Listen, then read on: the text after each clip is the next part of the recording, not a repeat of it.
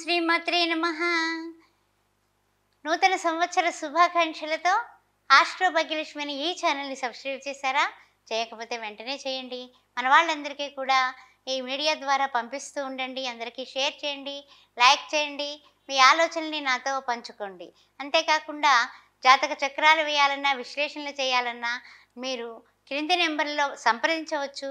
తర్వాత వచ్చేసి శ్రీ సౌభాగ్య marriage bureau 17 ఇయర్స్గా మనం నడిపిస్తూ ఉన్నాము. వివాహ సంబంధాలకై మీ బంధువులు కానీ, మిత్రులు కానీ, సి సెక్షన్ ఆపరేషన్స్కి కానీ దేనికైనా సరే మనల్ని సంప్రదించవచ్చు. అదే కాకుండా కుంభ వివాహాలు, కదలి వివాహాలు, చండీ హోమాలు ఇలాంటివి కూడా నా ఆధ్వర్యంలో జరిపించబడతాయి. ఏది కావాలైనా సరే కింది నెంబర్లో మీరు నన్ను సంప్రదించండి. ఓం గంగణపతే నమః. ఏకదంతాయ విద్మహే వక్రతుండాయ ధీమహి తన్నో దంతి ప్రచోదయాత్. ఓం గంగణపతే నమః. నూతన ఉగాది శుభాకాంక్షలు. ఉగాది అనగా మనం అంటూ ఉంటాం కదా, సంవత్సరానికి తొలి ఆరంభం.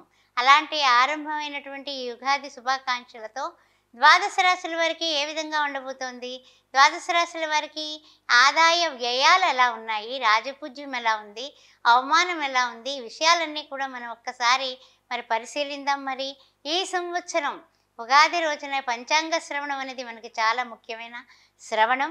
రాజుగా రవి కనపడుతున్నాడు. అదేవిధంగా చూసినట్లయితే మంత్రిగా చంద్రుడు, సేనాధిపతిగా శని భగవానుడు, అదేవిధంగా సస్యాధిపతిగా బుధుడు, నెక్స్ట్ చూసినట్లయితే కనుక ధాన్యాధిపతిగా కుజుడు కనిపిస్తున్నారు.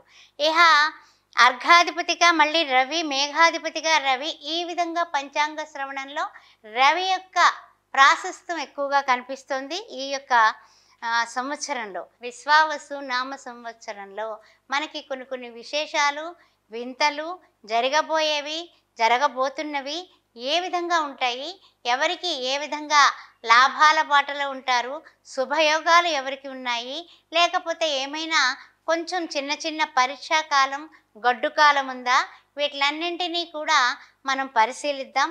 ద్వాదశ రాశుల వారికి కూడా ఏ విధంగా ఉండబోతోంది, ఏ విధమైనటువంటి మనము నడత నడుచుకుంటే మనకు అన్ని విధాలా కూడా ఈ గ్రహాలన్నీ కూడా మనకి అనుకూలిస్తాయి అనే విషయాన్ని మనం ఒక్కసారి పరిశీలనలోకి తీసుకుంటూ శ్రీ విశ్వావసు నామ సంవత్సర ఫలాలకి స్వాగతం, సుస్వాగతం. ఓం శ్రీమాత్రే నమః. శ్రీ విశ్వావసు నామ సంవత్సర శుభాకాంక్షలు. మీనరాశి వారికి ముఖ్యంగా పూర్వభద్ర 4వ పాదం, ఉత్తరాభద్ర, తదుపరి రేవతి నక్షత్రం ఏ విధంగా ఉండబోతోంది, నూతన సంవత్సరంలో ఏ విధంగా ఉండబోతుందో తెలుసుకుందాం. మరి ఆదాయం చూస్తే 5, వ్యయం చూస్తే 5 బరాబరు ఉంది. రాజపూజ్యం 3, అవమానం 11. సరే, ఏ విధంగా ఉండబోతోంది మనకి మీనరాశి వారికి?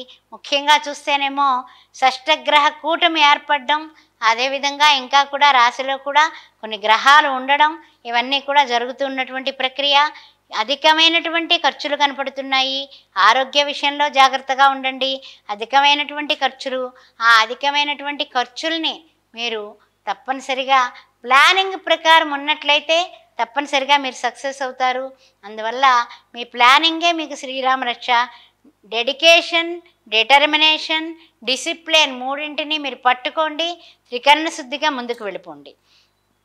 ముఖ్యంగా అగ్రిమెంట్లకి దూరంగా ఉండండి.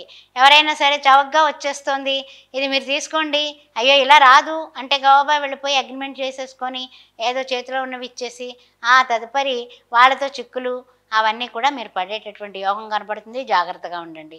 అదేవిధంగా కొంచెం ఇంట్లో కానీ బయట వాళ్ళతో కానీ కాస్తంత డౌట్ దామస్లాగే వ్యవహారం చేయాలి. అంతేగాని వీళ్ళు మన వాళ్ళే అని ఓపెన్గా మాట్లాడేసి ఇంత ఉంది, ఏం చేద్దాం అనుకుంటున్నాను, దానిలో పెడదాం అనుకుంటున్నాను, దీనిలో పెడదాం అనుకుంటున్నాను అని మన చుట్టాలకి, మన బంధువులకి, మన స్నేహితులకి అందరికీ షేర్ చేసి అబ్బా అని వాళ్ళ చేత అనిపించుకోవాలని తపన పడి ఆ తర్వాత ఆ పని నెరవేరక ఇబ్బందులు పాలయ్యేటటువంటి పరిస్థితులు కనపడుతున్నాయి.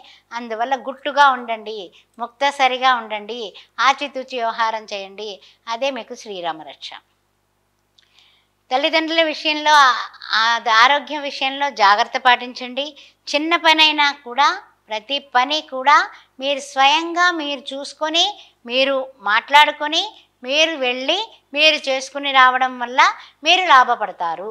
ఆ విషయం గుర్తుపెట్టుకోండి. అన్నదమ్ములు, సహోద్యోగులు సహకారం అయితే బ్రహ్మాండంగా ఉంటుంది. అందరూ కలిసే వస్తారు. ఆ విషయంలో ఏం తేడా లేదు. వివాహాలు కుదిరే యోగం కూడా ఉంది. అందువల్ల వివాహాలు కుదురుతాయి. ఉద్యోగ వ్యాపారంలో కూడా ఆర్థికంగా పుంజుకుంటారు. మంచిగా బాగుంటుంది. ఆగస్టు నెలలో చూసినట్లయితే భూమి కానీ, గృహం కానీ, ఇవి ఏదైనా సరే కొనడం కానీ, అమ్మడం కానీ, అమ్మే పరిస్థితులైతే కనుక దూరంగా ఉండండి. కొనే పరిస్థితులైతే 1-2 సార్లు ఆ పేపర్స్ చూసుకుని అది అన్నీ కూడా డాక్యుమెంట్స్ అన్నీ కూడా బాగున్నాయా లేదా, అంటే క్లియర్ ఉందా లేదా అని చూసుకొని, డీల్స్ అన్నీ చూసుకొని అప్పుడు అడుగు వేయండి.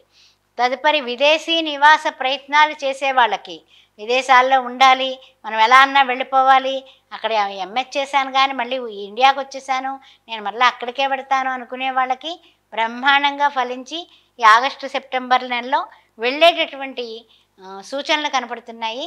ఆ విధంగా ప్రయత్నాలు చేసుకోవచ్చు. ఉద్యోగస్తులకి ఉన్నతమైనటువంటి పదవులు, ట్రాన్స్ఫర్స్ కనపడుతున్నాయి. వాహనాలు, ఆ తర్వాత పెంపుడు జంతువులతో జాగ్రత్తగా ఉండండి. వాహనాలు నడిపేటప్పుడు చాలా జాగ్రత్తగా ఉండాలి. అదేవిధంగా పెంపుడు జంతువులతో సరదాగా చూడండి, కొంతమంది కుక్కను పెంచుతారు. ఇలా చిటిక వేయగానే అది వచ్చి మన చెయ్యి అందుకుంటూ ఉంటుంది. అలాంటప్పుడు దాని పళ్ళు తగిలి మనకి రక్తం రావచ్చు, ఆ ఇంజరీ జరగవచ్చు. అందువల్ల కొంచెం జంతువులతో జాగ్రత్తగా ఉండండి. వాహనాలు నడిపేటప్పుడు కూడా కొంచెం తొందరగా బయలుదేరండి, జాగ్రత్తగా వెళ్ళండి అనేది మాత్రం మర్చిపోకండి. తదుపరి ముఖ్యంగా అధికమైనటువంటి ఖర్చులు కనపడుతున్నాయి. అధికమైన ఖర్చుల్ని మీరు పూర్తిగా ప్లానింగ్తో నిభాయించుకోండి.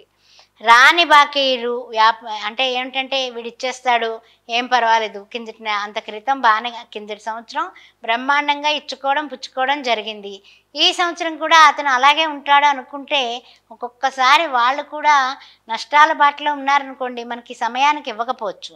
ఆ విధంగా మన నమ్మకం మనకి తెలియకుండానే మనము నష్టంలో పడేటటువంటి కార్యక్రమంలోకి పంపుతుంది. అందుకని జాగ్రత్తగా ఎక్కువ అరువులు ఇవ్వకండి.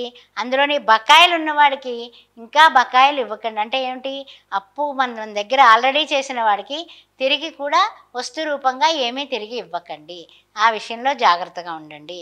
అదేవిధంగా చూసినట్లయితే ప్రయాణాల్లో కూడా జాగ్రత్తగా ఉండండి. ప్రయాణాల్లో మర్చిపోవడం కానీ, ప్రయాణాల్లో గబుక్కుని ఇబ్బంది పాలవడం కానీ, రిజర్వేషన్స్ కానీ, అన్ని విషయాల్లోని కొంచెం జాగ్రత్త, ఎక్కేటప్పుడు దిగేటప్పుడు కాస్త జాగ్రత్తగా ఉండండి. తర్వాత ఏంటంటే కనుక డిసెంబర్ నెలకొస్తులోకి గృహం కానీ, భూమి కానీ, ఆ తర్వాత స్థలం కానీ కొనుగోలు ప్రయత్నాలు చేస్తారు, సక్సెస్ సాధిస్తారు. తర్వాత వివాహాది శుభకార్యాలకి శ్రీకారం చుడతారు. అవి శుభ్రంగా ఈ సంవత్సరాంతానికి నెరవేరుతాయి. ఇంట్లో పెళ్ళిళ్ళు అవుతాయి.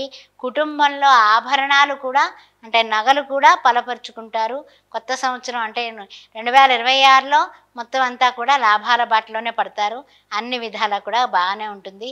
అంతవరకు అంటే ఎలా చెప్పాలంటే కనుక కొంచెము మధ్యలో చిన్న చిన్న పరీక్షాకాలం ఉన్నప్పటికీ ఏతావాత చెప్పాలంటే పర్వాలేదు, ఓకే అని చెప్పొచ్చు. అందువల్ల కొన్ని తెలివితేటలతో కొంచెం అత్యున్నత ఉత్సాహం అన్నింటా మీరు ప్రదర్శించకుండా కాస్తంత నిభాయించుకుని మిమ్మల్ని మీరు వృద్ధిలోకి తెచ్చుకోవడానికి స్వయం కృషితో ఉన్న స్థితి నుంచి ఉన్నత స్థితికి ఎదగడానికి ప్రతిరోజు కూడా అర్ధనారీశ్వర స్తవం పారాయణ చేయడం, రాహుకాల దీపం వారానికి 3 రోజులైనా, శనివారం నాడు అయితే పొద్దున్న 9 దగ్గర నుంచి 10:30 వరకు, ఆదివారం అయితే సాయంత్రం 4:30 నుంచి 6 గంటల వరకు, సోమవారం అయితే మార్నింగ్ 7:30 నుంచి 9 వరకు, అలా 3 రోజులైనా రాహుకాల దీపాన్ని పెట్టడం మర్చిపోకండి. నల్ల మినుములు వీలైనంత వరకు దానం ఇస్తూ ఉండండి. అన్ని విధాలా యోగదాయకంగా ఉంటుంది. ముఖ్యంగా మీనరాశి వారికి రాహువు అందరూ కూడా దీనిలో ఉండడం, షష్టగ్రహ కూటమి ఏర్పడడం, అందువల్ల కింది నేను ఇప్పుడు చెప్పబోయే పరిహారాలు కూడా నిష్టగా పాటించండి. తప్పనిసరిగా మీకు అన్నింటా కూడా విజయమే. ఈ రాశి వారు ఏ విధంగా ఉంటే బాగుంటుంది, ఏ విధమైనటువంటి పరిహారాలు తీసుకుంటే బాగుంటుంది, మనం ఉన్న స్థితి నుంచి ఉన్నత స్థితికి ఎదగడానికి ఈ సంవత్సర కాలంలో ఏ విధంగా అయితే మనకి ఈ పరిహారాలు తీసుకుని ఆ పరిహారాలని మనం అనుసరిస్తే మనకు కలిగేటటువంటి శుభయోగాలు ఏముంటాయి అనే విషయంలో పరిహార శాస్త్ర ప్రకారము కొన్ని పరిహారాలు తెలుసుకుందాం. మొట్టమొదటిగా మనం చేయాల్సింది ఏమిటంటే కనుక ప్రతిరోజు ఉదయం సాయంకాలము కూడా దీపారాధన ఇంట్లో చాలా ముఖ్యమైనది. అదేవిధంగా షష్టగ్రహ కూటమి ఏర్పడింది కాబట్టి మా రాశి వారికి ఎలా ఉంటుంది, మా రాశి వారికి ఎలా ఉంటుంది అనే విధమైనటువంటి ఆలోచన, ఆందోళన మనకి ఉండడం అనేది సహజం. కానీ ద్వాదశ రాశుల వారు కూడా దీపారాధన చేయటం ప్రదోష వేళ, అదేవిధంగా ఉదయం. అంతేకాకుండా ఇంకా ముఖ్యమైనటువంటి విషయం ఏమిటంటే కనుక శనివారాలు ఈ సంవత్సర కాలంలో విశ్వవసు నామ సంవత్సరంలో శనివారం నాడు ప్రొద్దుట ఉదయకాలమున 6 నుంచి 7 గంటల లోపల శని హోరాలో ఎవరైతే ఆవునేతితో కానీ నువ్వుల నూనెతో కానీ 5 ఒత్తుల దీపారాధన చేస్తారో వారికి శని గ్రహ పరిహారం కింద తీసుకోవచ్చు. అదేవిధంగా శనివారం నాడు ఒక్కరికైనా సరే అన్నదానం చేసినట్లయితే తప్పనిసరిగా మీకు శనిగ్రహ నివారణ అర్థం మీరు చేసే విధానాలన్నీ కూడా భగవంతుడైనటువంటి శనీశ్వరుడు తప్పక స్వీకరిస్తాడు. అదేవిధంగా ఎవరికైతే శనిగ్రహ అష్టమ శని, అర్ధాష్టమ శని, ఇంకా అందులోనే ఏమిటంటే మీనరాశి వారికి ముఖ్యంగా లగ్నాత్తు శని, ఆ విధమైనటువంటి వాళ్ళు సింహరాశి, మీనరాశి, అదేవిధంగా ధనుస్సు రాశి వారు ముఖ్యంగా ఏం చేయాలంటే కనుక తప్పనిసరిగా శనివారం నాడు ఎవరికైనా పేదవాళ్ళకి అన్నదానం చేయడం అనేది మర్చిపోకుండా చేయండి. ప్రతిరోజు ప్రతి ద్వాదశ రాశుల వారు కూడా ప్రతిరోజు దినచర్యలో భాగంగా హనుమాన్ చాలీసా వినడం కానీ, హనుమాన్ చాలీసా పఠించడం కానీ చేసినట్లయితే అద్భుతాలే జరుగుతాయి మీ ఇంట.